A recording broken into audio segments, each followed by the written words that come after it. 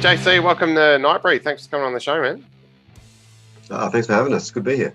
Yeah, cool. I guess I'll start at the beginning. You guys got together 2015, is that right?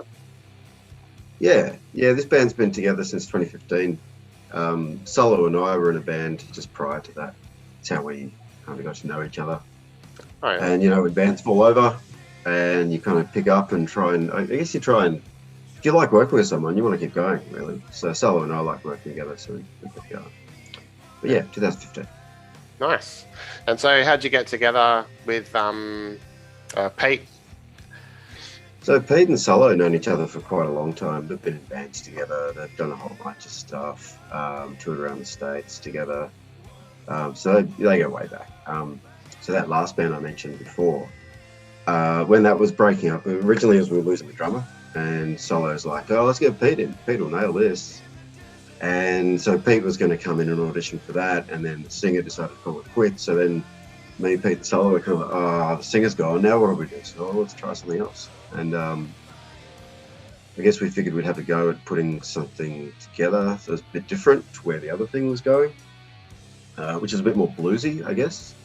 And we were all really into stone rock, and we talked about, well, let's see if we just do this kind of thing.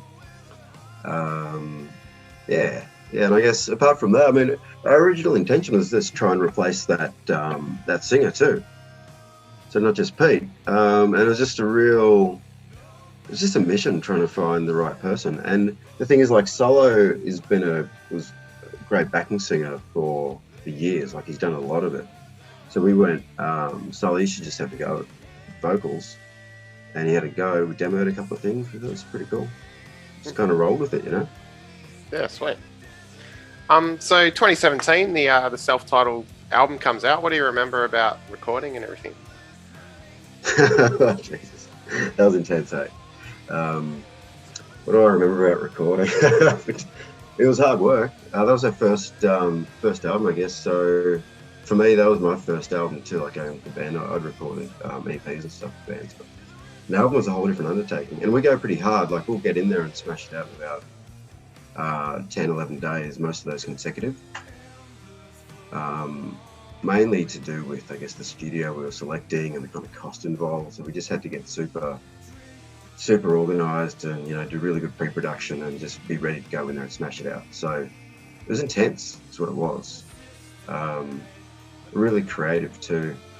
We worked with John Grace, and he's actually worked with us on the second album as well. So that was at, I think at the time it's called Home Surgery Recordings now. So it's owned by Tom Larkin from Jihad. So John kind of came up under his kind of mentorship, I guess. And he's an absolute gun. So that's another thing I remember. And that's why we keep working with John, because he's an absolute legend. We after the first album, we kept joking with people saying, work with John Grace while you can still afford him. Mm-hmm. So between, I guess, that intensity and working with John, that's really, I guess that's what I remember most. Cool. And then, of course, 2019 tourist season, you got Bob from Freemanchu on there. How'd you hook up with him? That's pretty awesome. Yeah, it was rad. We originally hit up Nick from Elder. The idea was we wanted to collaborate. We like doing that, and it's like, depends on how you count them. You can say there's 5 guitar solos on that one song. So how many guitar solos can one person put into a song, right? I don't know. For me, it's kind of good to share it around. Like, on the first album, Solo got in there and dropped the solo. And of course, Solo being Solo, I'm like, oh, that's better than mine. So it's hard to keep up with him. He's such a great guitarist as well as, bass player and singer. But so we like mixing it up a bit. And so this time we thought, let's go a bit bigger, right? And so because we get our albums mixed by Justin Pizzaparato, he works with Elder, among a whole other bunch of people, but he connected us with Nick. Nick is having a go at it, but and now, like, in retrospect, looking at how their last album, I don't know if you know it, the Gold and Silver Sessions, I think, something like that, from Elder. Anyway, it was heading in a different direction for them, and so it made sense when he turned around and said, yeah, look, I don't know, this is really where I want to go. So we're cool. So what do? Do we just go with the local mate? And then I noticed that Bob Balch is pretty like visible online and seems really accessible. And I'm like, well, we should try Bob. And so we're sitting around my kitchen table and we get this reply. He's like, yeah, cool, I dig it. Okay, let's do it. And you probably imagine, I don't know if you're into Freemanchu, but for us, it's like such a major influence and we're so into it. And we, I don't know, we just poured some tequila and celebrated. We just stayed. It was awesome. But we just emailed him, hey, that was it. Oh, fantastic, man. That's awesome. Yeah. I haven't seen you guys live other than, you know, recorded footage and that kind of thing. Your songs seem like they're, I don't know, you kind of have like a fluid, jammy bit and then into the next bit. Like, do you sort of stick to this many bars live or like the recordings, or you kind of just see where it goes? You know, we are pretty true to the record when we play live. There's, you know, a couple of bits where it gets a bit looser, where we can jam it out a bit. Yeah, it's a tricky one with some of those arrangements, and because a lot of the leads are kind of constructed as well. So, but no, yeah, when we play live, it's pretty true to the record, to be honest. Most of it, yeah. Yeah, cool, nice. And again, like I don't know, if you talk about say death metal bands or something, it's pretty easy. Like, oh yeah, this build, death, grind, whatever. Stoner rock. Do you guys get billed with other stoner rock bands, or what sort of bills do you sort of find yourselves on? Yeah, look, we're playing a lot of stoner, doom, psych kind of lineups. We're lucky in Melbourne. There's just such a strong scene across that kind of spectrum. Kind of look like a spectrum. Pretty tight scene too. Like everyone kind of knows each other, and there's a good crowd. Always good crowds at shows. So, and then you know sometimes you get hauled into a show where you just like really stand out. Not stand out. Like stick out like dog balls. You know, and you're just like the odd band out. That happens. But yeah, mainly that's the good thing about Melbourne. When we hit the road again, it's a bit more challenging because like other places around Australia might not have as many bands in our genre that we'd like to play with. So we try and mix it up. But generally, you know, the kind of people who want to come to one of our shows, they like riffs, they like heavy music, you know, and so there's a lot, you know. There's a lot you can pick from to kind of meet that kind of brief. You put the gig together. We're never short of bands. Oh, nice one. That's cool. So your new EP's coming out this year, with a bunch of guest vocalists on it. What sort of first spawned that idea? Well, I guess it was originally actually this Copper Feast Records hit us up about like a compilation, I guess. Like a fundraising compilation. So for bushfire, you know, people that were, you know, needed a bit of a hand after the bushfires. If you remember, that was that horrible bushfire season. What was that? Summer of 1920. Okay. Anyway, so we got hit up and we're like, oh, we could just put a track on there, but so why don't we do something new? And from tourist season, we had 5 songs left over. So, well, left over. We recorded drums for 12 songs. Tourist season, we had to kind of get it down to 42 minutes because we like to release on vinyl, so we're always trying to stick to that for an album. And so we had to, you know, some songs made the cut, some didn't. And the ones that didn't, I mean, they weren't quite ready anyway, or they're still being developed, or you're not sure sometimes which way you want to go with the song land by the time you get in the studio. And as like I said before, you know, if you're getting in there and you've got 12 days to smash out an album, you don't have a lot of room for rewriting and all that, so you got to be ready. So we had these 5 drum tracks left over from those sessions. We're like, well, we can use these, and we can, you know, finish off some of these tracks. And anyway, we picked a track, and we thought, this would be perfect for Diesel Dolman from Tune Eater. And we hit him up, and he's like, he's keen. So we recorded this thing, released it on Copper Feast Records. Wonder if they made some money, raised some money for that. But anyway, I should ask about that. Hopefully that went all right. But I don't know, it kind of whetted our appetite, you know, because it's kind of weird getting a different vocalist on. You know, like the vocals is such a key part of your sound and how people relate to it. And we're like, what do we do? We felt free to do it because it was on this compilation, right? Anyway, so, and then, you know, lockdown hits, and we go, what are we going to do? Well, and then we talk about, well, maybe we should bring in some other singers. So we start, who can we get? Who would match this kind of vibe, this song? we started asking, like, the people we thought would match up. We're so lucky, hey, like they all agreed to do it, all the first picks. So that's just, it felt very lucky to get that. And we went ahead and started recording it. Well, not recording it, sorry, about writing it. So that was interesting too, because you've got, well, some people aren't even in town. So you got KC from Death by Carrot, they're in Queensland.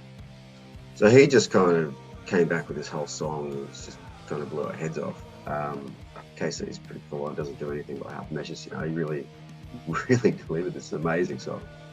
And then you've got different situations like, say, for X-Ray with Georgie from Kitchen Witch, Georgie Cosson.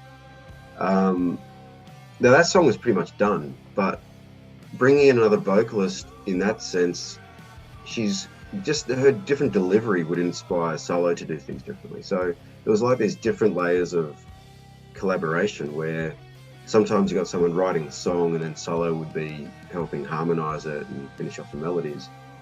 And in some cases, you've got someone helping Solo reinterpret something he's already written. So just a really interesting mix of process and different creative approaches. And I guess getting to work with these different vocalists that just brought so much to this record. It's just such a different record for us. But still us, So it's, yeah. Yeah, definitely. I mean, Holy Fire's the only one I've heard, but okay. It fits in really well, like vocal harmonies, everything. It's a great sound, yeah. Yeah, cheers. Thanks, man. And also I saw you shot the music video for that one. How'd that go? Yeah, okay.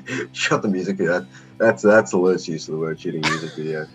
I come from a video background, right? So, film and video. I'm an editor by trade. Anyway, so that's why I'm qualified. I'm qualified this. It was one of those things. So a few things happened last minute. We decided to engage a PR agency to help us, with the release, get the word out. We thought we'd try something different because Facebook is a pain in the ass, and we just gave up on trying to figure out how to, even get stuff to the people that want to know about us. Even that's hard sometimes on Facebook. So we thought we'd try something different. And Ryan's like, "You got a music video?" And I'm like, "Oh, no." And then originally we thought we'd just get some, cool tribute graphics and lay that in. You got some content to chuck on YouTube, right? And then before we know it, like, things just escalated really quickly, and people shoot, like KC and the guys in Death by Carrot shot this great shot of them singing along as they drove around in their van, because they just drew around the country all the time. And once we saw that, we're like, oh, shit, shooting these elements. It was super lo-fi. Hey, that was shot with the iPhones, just one take each, a couple of different setups. We got a projector out at one point, so we're projecting the shot of Death by Carrot on a white sheet, Solo singing in front of it, or we're projecting our shadows onto that, mixing in different footage. And that was all edited over 3 nights after work. So, I'd knock off work and then I had like 5 hours to do that 3 nights in a row. It was the most insane video project I've ever done. That's what I said before, like being a video editor. That was nuts. I don't know how we got that done, but there it is. And it looks all right. What do you reckon? Yeah, I like it. I think it kind of, it's good to look at something while you're listening and it sort of matches. It's good seeing everyone involved. Yeah, it's cool. Yeah. I think it came out well. Yeah. I'm curious, right? So when you watched that, did you go, "Oh my God, this is so low"? But are we, is it that obvious? No, honestly, I'm surprised to hear that it is. Yeah, okay. Yeah, especially the projector thing and everything. Like you say, the shadows and that. It kind of, it's interesting to look at for sure. Yeah. There were some great outtakes from that shoot too. We had a bit of fun. It was nice. Yeah, cool. Awesome.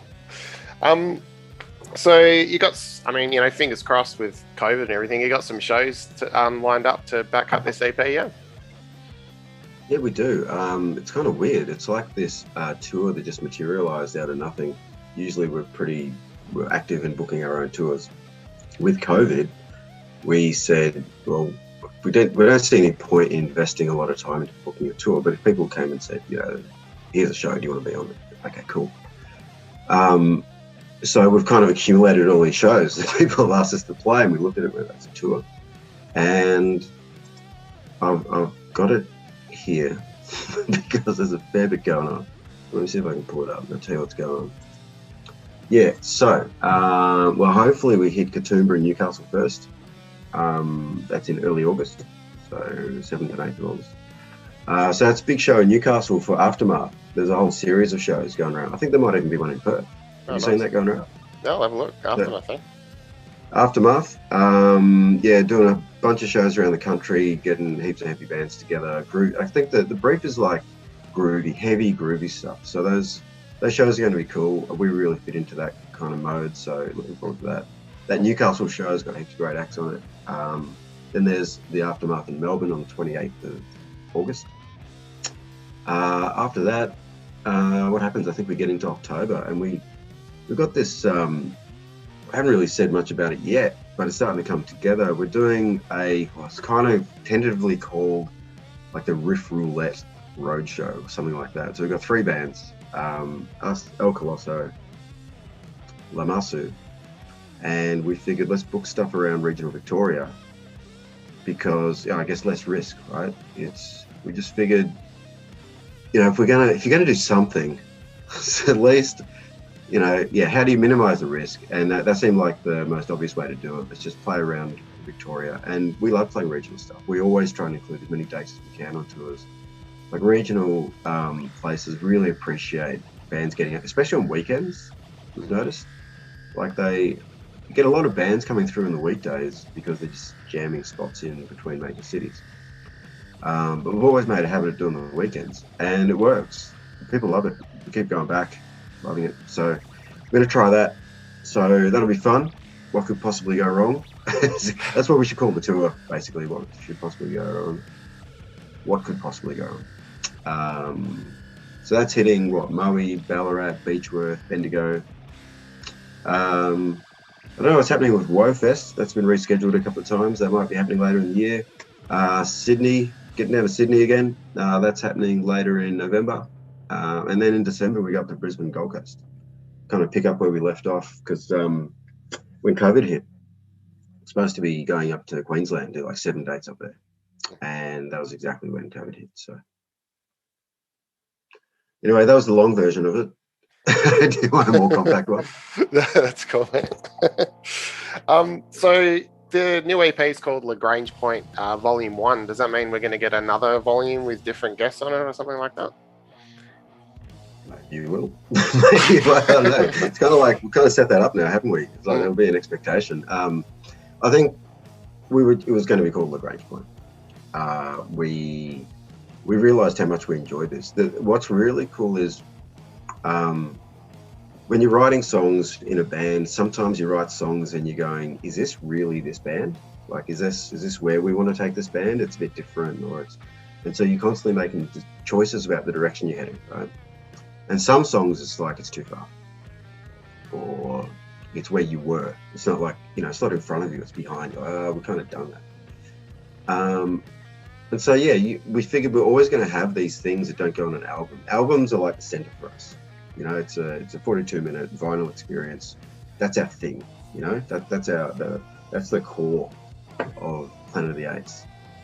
And then we realized this could be an ongoing offshoot where we get to be creative outside of the band, but still in the band.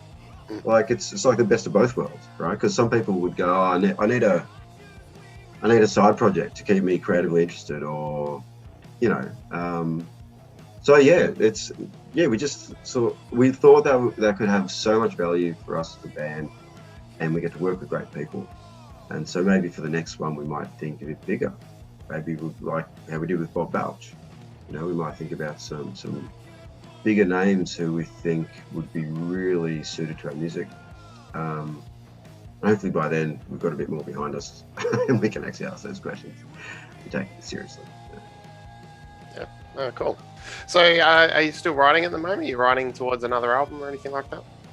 Yeah. So we're working on album 3 at the moment. But apart from the EP, we've also got a split in the works. Can't say too much about it. It's going to be announced pretty soon, I hope. It's been a bit delayed because of COVID, all that kind of stuff. But pretty excited. So it's a split with another band from Australia for a label based in the States. Fairly well-known label too, so we're pretty excited about it. So that's going to come out at the end of the year, early next year, all things going well.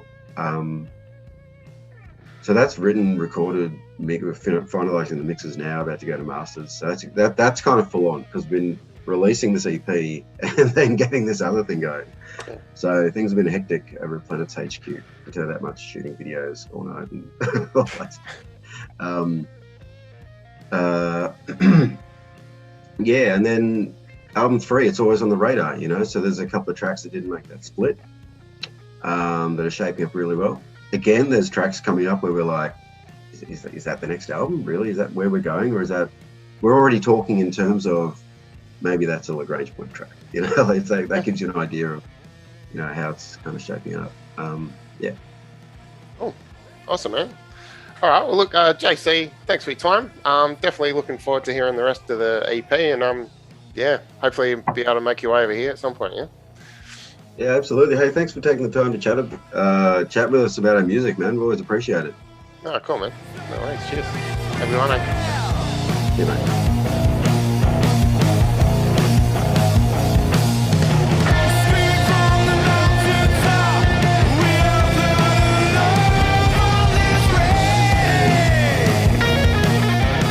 Yeah, I guess that's how it... Oh, what's my train of thought? That's all right. That's all right. You can cut it. Cut! Yeah, no worries. Yeah. Yeah, sorry, spacing out, man. That was heavy last night. I was trying to... That's why the other guys aren't here, by the way. Like, oh, yeah? Oh, yeah. Like, you guys joining in or what? Like, crickets. No way. Yeah. What were we talking about again?